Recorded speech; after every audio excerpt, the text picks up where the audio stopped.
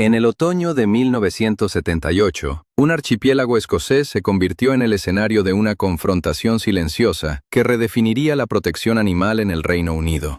Allí, en las remotas Islas Órcadas, el amanecer trajo consigo una embarcación de 120 pies de eslora, con casco blanco y rojo, de bandera noruega. Su nombre era Kvitungen. A bordo, 6 hombres se preparaban para una tarea macabra.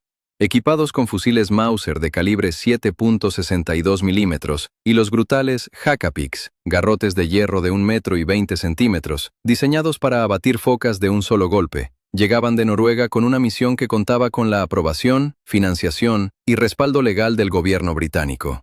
Su objetivo, 6.000 focas grises, congregadas en las playas rocosas del norte. Ninguna autoridad portuaria detuvo al Kvitungen, ninguna patrulla marítima lo interceptó. Ni la Marina Real ni la policía intervinieron.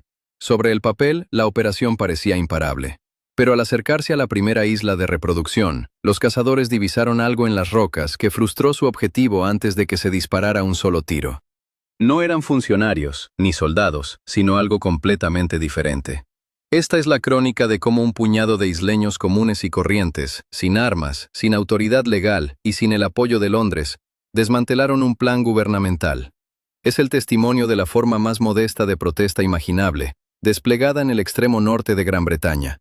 Y es, además, el preámbulo de lo que sucedió después. Una recuperación poblacional tan asombrosa que hoy define el litoral de todo un país. Esto no es un cuento de hadas, sino un capítulo verificable de la historia. La criatura que el Reino Unido aspiraba a eliminar posee una denominación científica que casi evoca un chiste. Alichoerus grypus, el cerdo marino de nariz ganchuda, conocido como foca gris. Aunque ya gozaba de protección, el Reino Unido la había incluido en la lista de especies protegidas en 1914, siendo una de las primeras leyes de conservación de vida silvestre británicas. Para mediados de los años 70, esa protección presentaba una fisura lo suficientemente grande como para que un pesquero noruego navegara a través de ella. Esa fisura era la industria pesquera. Las reservas de pescado blanco y salmón de Escocia estaban en franco declive. Año tras año, las flotas de arrastre, desde Peterhead hasta Kirkwall, regresaban con las redes más ligeras. Los pescadores necesitaban un culpable, y la foca se presentaba como un blanco fácil. Una foca gris adulta consume aproximadamente de 4 a 7 kilogramos de pescado al día.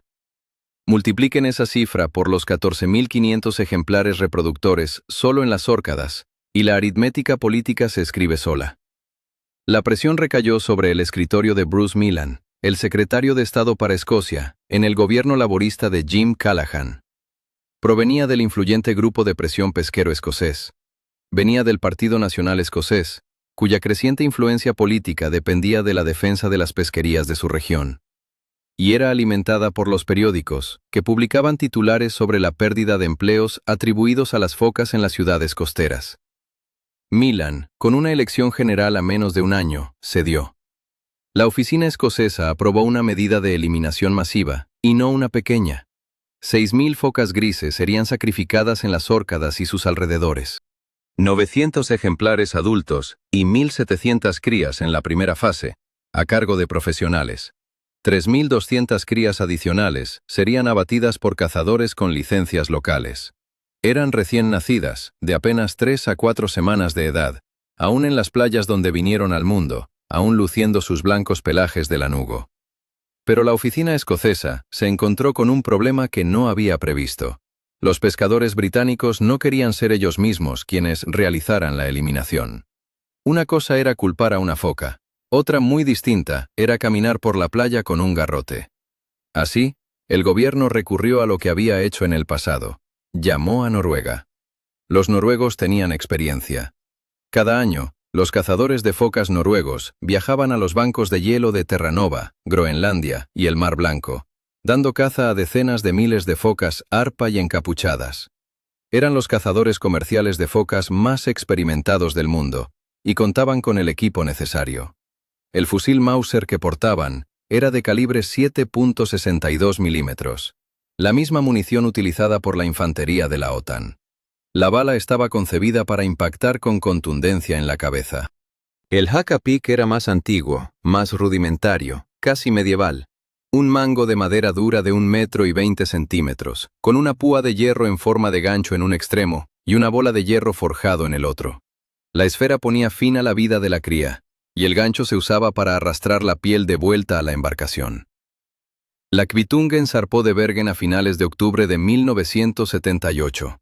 A bordo, 6 cazadores profesionales, un capitán y suficiente munición para completar la primera fase de la eliminación en menos de 3 semanas. Llegaron a las Órcadas para encontrar el archipiélago envuelto en niebla y una lluvia gélida. Era un panorama normal. El Mar del Norte en octubre no es un lugar hospitalario. Lo que no era normal, lo que detuvo al capitán del barco cuando levantó sus binoculares, fue la línea de la cresta sobre la colonia de focas en la primera isla objetivo. Contó tiendas de campaña, luego personas, pequeñas figuras moviéndose con cautela entre los mamíferos. No eran cazadores, ni funcionarios, ni oficiales uniformados, solo gente con suéteres de lana y chaquetas impermeables, sentados entre la Kvitungen y los animales que había sido enviada a eliminar. El capitán envió un mensaje de radio a la oficina escocesa, preguntando qué se suponía que debía hacer.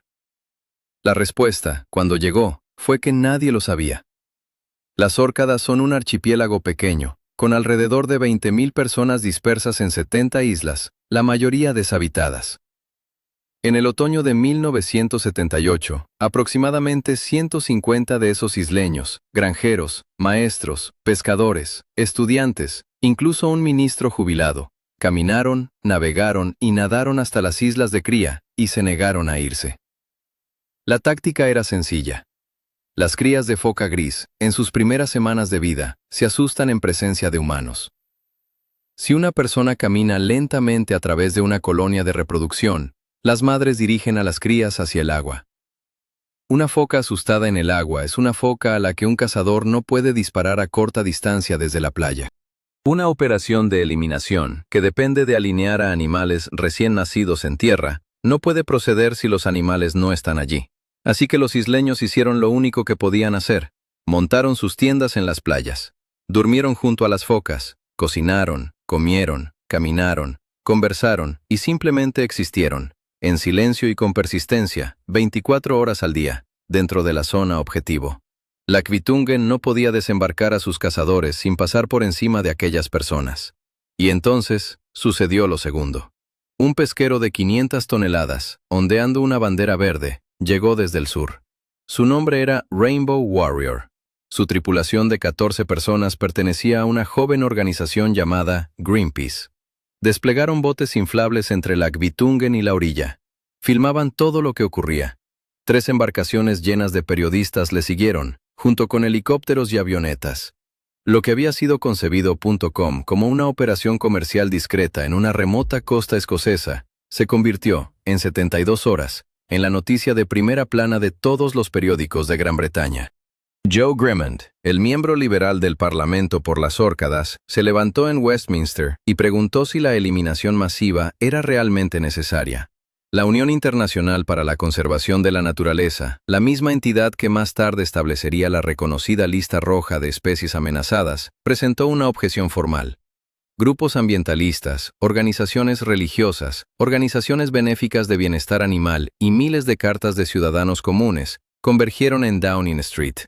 La Kvitungen nunca llegó a tierra. El gobierno laborista de Jim Callaghan estaba a 15 meses de unas elecciones generales.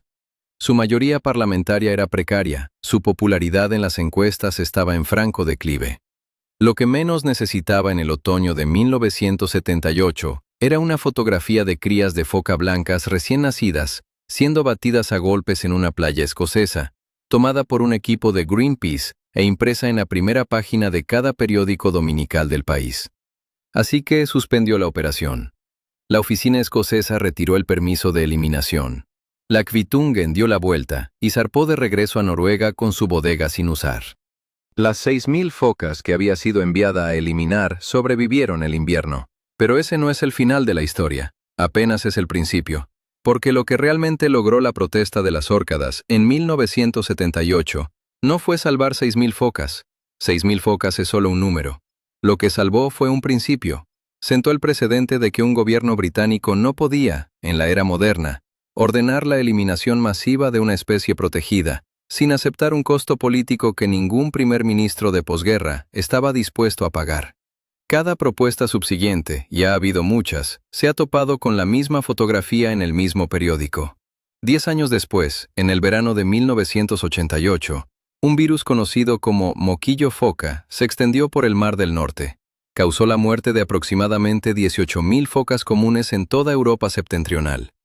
Las playas de las Órcadas se llenaron de crías muertas, y un hombre local llamado Ross Flett, quien había estado entre los isleños que se interpusieron entre Lac-Vitungen y las colonias una década antes, decidió que una protesta no era suficiente. Cofundó el rescate de focas de las Órcadas en la isla de South Ronaldsay y comenzó el trabajo más lento de recoger animales individuales, uno a la vez. Aquí está lo que sucedió después. Tardó décadas en volverse visible y desafió cada modelo que los científicos pesqueros habían utilizado para justificar la eliminación. A principios del siglo XX, la población de focas grises en aguas británicas se había reducido a aproximadamente 500 ejemplares. 500. No colonias, sino individuos. La especie había sido cazada, golpeada y abatida por su carne, piel y aceite durante tanto tiempo y por tantos, que la Ley de Protección de 1914 en el Reino Unido se promulgó no para gestionar una población abundante, sino para evitar su extinción inminente. Para 1978, esa protección había elevado el número mundial a alrededor de 100.000 animales. La cuota británica se situaba en aproximadamente 14.500 focas grises reproductoras en la SOR. Contra esta cifra, se calibró la eliminación. Pero la eliminación fracasó. Y una vez que fracasó, la protección se mantuvo. Y una vez que la protección se mantuvo, los animales hicieron lo que los animales hacen cuando nadie los elimina: regresaron. Los recuentos más recientes sitúan la población británica de focas grises en aproximadamente 120.000 animales. 95% de las focas grises de Europa se reproducen ahora en las costas de Gran Bretaña, y la abrumadora mayoría de ellas lo hace en Escocia. Actualmente, 2 de cada 5 focas grises que habitan nuestro planeta encuentran su hogar en las rocas de las costas escocesas. Solo las Órcadas congregan aproximadamente 1/3 de la población mundial durante la temporada de reproducción. El archipiélago que 6 cazadores profesionales fueron enviados a limpiar ahora alberga una de las densidades más altas de grandes mamíferos marinos en todo el hemisferio norte. La industria pesquera que presionó para la eliminación durante el mismo periodo se ha reducido a más de la mitad, no por las focas, sino por décadas de pesca excesiva, con la que las focas no tuvieron nada que ver. Ross Flett, ahora en sus 70, sigue dirigiendo el rescate de focas de las Órcadas con su pareja, principalmente gracias a donaciones. Los lugareños lo llaman el hombre de las focas. Cada otoño, cuando comienza la temporada de cría y las playas se tiñen de blanco con los recién nacidos, su teléfono suena. Una cría separada de su madre por una tormenta. Una cría destetada atrapada en monofilamento. Un juvenil con una herida de bala, porque incluso ahora la caza no ha cesado por completo. Las granjas salmoneras en aguas costeras escocesas todavía tienen permitido, bajo licencias específicas, eliminar focas que ingresan a sus corrales. Pero la escala ahora se mide en individuos, no en miles. Lac-Vitungen no regresa, la oficina escocesa no llama a Bergen, y cada octubre, las mismas playas que 6 hombres armados fueron enviados a limpiar, se llenan con el sonido que han producido durante 10.000 años. Existe una fotografía tomada en octubre de 1978 de una joven con un suéter rojo, sentada con las piernas cruzadas sobre basalto mojado, protegida del viento, con una cría de foca gris dormida sobre su muslo. No está haciendo nada, no lleva una pancarta, no está gritando. Simplemente está allí, entre un rifle y una vida, por el tiempo que sea necesario. Así es como luce una persona común cuando se niega a marcharse. Lac-Vitungen zarpó a casa. Las crías crecieron. Sus descendientes, 10, 20 y 30 generaciones después, cubren ahora el 95% de las zonas de reproducción de focas grises en Europa. Las cubrieron porque 150 personas con suéteres de lana y chaquetas impermeables decidieron que no necesitaban permiso de un gobierno para defender una costa. A veces, la protesta más pequeña es la que perdura. Si este relato ha capturado su atención durante 14 minutos, le invitamos a unirse a nuestra comunidad. Exploramos historias que el día a día omite y los libros de texto suelen pasar por alto. Le esperamos en el próximo episodio.